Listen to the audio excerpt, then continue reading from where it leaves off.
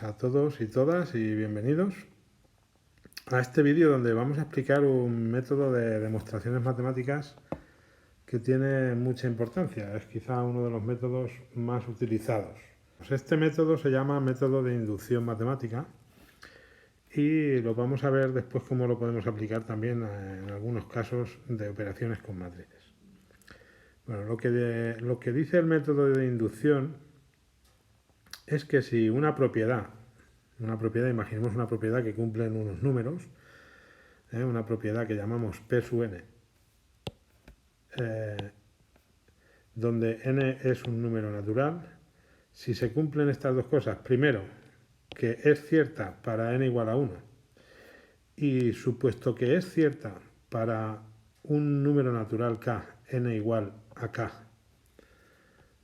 podemos deducir de estas dos afirmaciones que también se cumple para el número k más 1, es decir, se cumple para n igual a 1, y supuesto que se cumple para n igual a k, deducimos que se cumple para n igual a k más 1, entonces podemos asegurar que se cumple siempre, es decir, que se va a cumplir para todo número natural. Por ejemplo, vamos a hacer un ejemplo sencillo de cómo demostrar que la suma de los n primeros números impares suma n al cuadrado. Bueno, nuestros números son números naturales, por supuesto, 1, 2, 3, 4, 5 y demás. Lo que dice esta fórmula es que si aquí cojo los números impares, lo que nos dice esta fórmula es que si yo quiero sumar los 3 primeros, eso tendría que ser lo mismo que 3 al cuadrado. Si quiero sumar los 4 primeros, tendría que ser lo mismo que 4 al cuadrado. Por ejemplo, vamos a ver que los 3 primeros números impares, el 1, el 3 y el 5, suman 9. Y efectivamente eso es 3 al cuadrado, ¿vale? En principio esto parece que funciona. Vamos a utilizar el método de inducción matemática para demostrarlo. Primero, no podemos dejar ningún paso. Primero, para n igual a 1 se cumple la fórmula, la suma del primer número natural es 1, que es lo mismo que 1 elevado a 1, se cumple.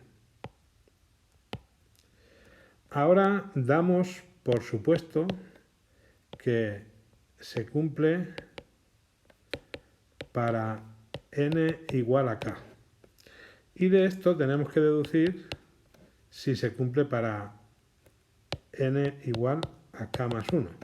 Es decir, lo que suponemos cierto es que para un k determinado, la suma de los k primeros números naturales valdría k al cuadrado, ¿vale? Vamos a ver que de aquí puedo deducir que para k más 1 esa suma vale k más 1 al cuadrado. Bueno, ¿cuánto vale la suma de los k más 1 primeros números impares? Pues valdrá, por ejemplo, la suma de los 4 primeros números impares valdrá lo que sumen los 3 primeros más el cuarto, ¿vale? Es decir, si yo quiero sumar k más 1 números naturales, valdrá lo que suman los k anteriores, que lo sabemos aquí lo que vale, más el número natural k más 1. El número impar, que está en el lugar k más 1. Bien, fijémonos qué fórmula podemos poner para saber cómo representar un número impar. Un número impar se representa siempre, según su posición, como 2n menos 1. Por ejemplo, en la posición 1 está el número impar 1. En la posición 2 está el número impar 3. En la posición 3 está 2 por 3 menos 1, que son 6 menos 1, 5. ¿Lo veis? Es decir, que en la posición k más 1 estaría el número natural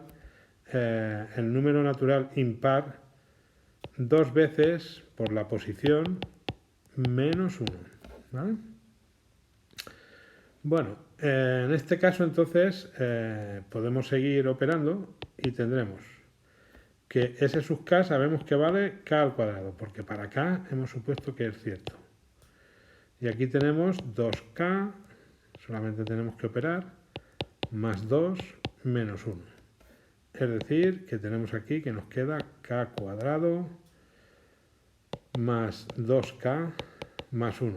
Y esto, si lo factorizáis por Ruffini, pero no hace falta porque es el cuadrado de un binomio que es k más 1 al cuadrado. Es decir, hemos demostrado lo que queríamos, que para los k más 1 primeros números impares, su suma vale k más 1 al cuadrado. ¿Lo veis? Por lo tanto, podemos deducir de aquí, como todo esto se cumple, podemos deducir de aquí que la suma de los n primeros números naturales impares es siempre n al cuadrado. Para todo n número natural, para el 1, para el 2, para el 5000, para todos. ¿De acuerdo? Podemos deducir una fórmula general a partir de estos dos pasos sin dejar ninguno de ellos. Bueno, vamos a ver cómo podemos aplicar esto a las matrices. Que normalmente para matrices y determinantes pues muchas veces salen formulillas que nos piden demostrar. Bien, nos dan la matriz A y nos piden que calculemos el valor de A elevado a n. Cuando nos piden esto, normalmente calculamos 2 o 3 potencias de A y nos da alguna regularidad que tenemos que fijarnos en ella y después demostrar la fórmula. Por ejemplo, si hacemos A al cuadrado, tendríamos que hacer 1A01 por 1A01. Y tendríamos 1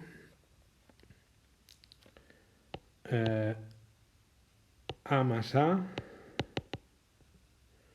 Aquí tendríamos 0 y aquí tendríamos un 1.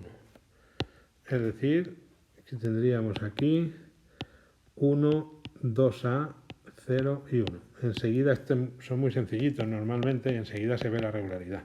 Para hacer A al cubo podemos hacer A al cuadrado por A, por ejemplo, ¿no? Y tendríamos 1, 2A, voy a dejar un poquito más de hueco, 1, 2A, 0 y 1 por A, que es 1A, 0 y 1.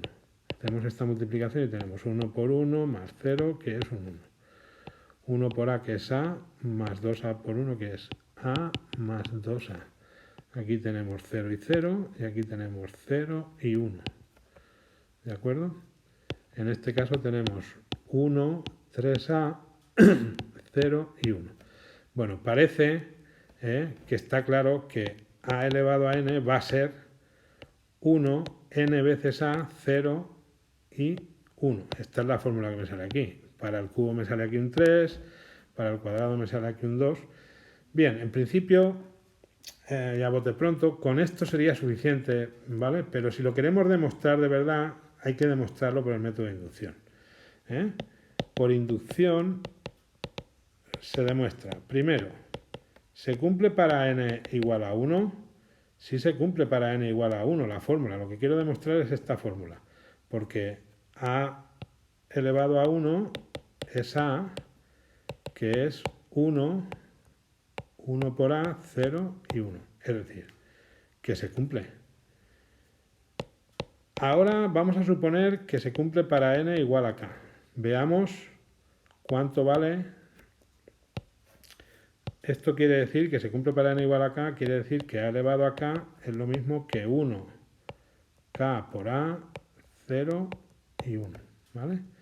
Vamos a ver cuánto vale A elevado a k más 1 y a ver si la fórmula sigue valiendo. A elevado a k más 1 por las propiedades de las potencias es lo mismo que A elevado a k por A. Es decir, A elevado a k, que vale esto de aquí, 1k por A, 0 y 1. Y por otro lado tenemos A, que es 1A, 0, 1. Si hacemos esta multiplicación, aquí tenemos un 1, aquí tenemos 1 por A más K por A por 1, es decir, A más K por A. Aquí tenemos 0 y 0. Y aquí en la última tenemos 0 y 1. Pero esto lo puedo expresar así. Si saco factor común A, K más 1, 0 y 1. Es decir, que la fórmula sigue cumpliéndose. Para la potencia k más 1 esto vale 1, k más 1 por a, 0, 1. Por lo tanto, supuesto que se cumple para n igual a k, vemos que se cumple para n igual a k más 1. Y por lo tanto, de estas dos cosas podemos deducir que se cumple para todo n perteneciente a los números naturales, es decir, que se cumple siempre.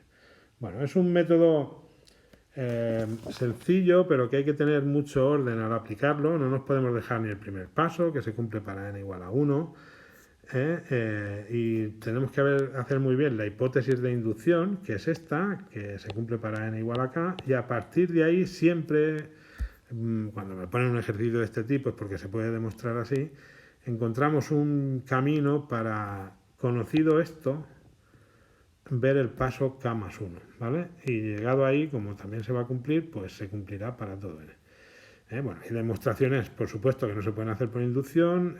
Por inducción es muy útil, pues, demostraciones que tienen que ver con regularidades en las que intervienen los números naturales.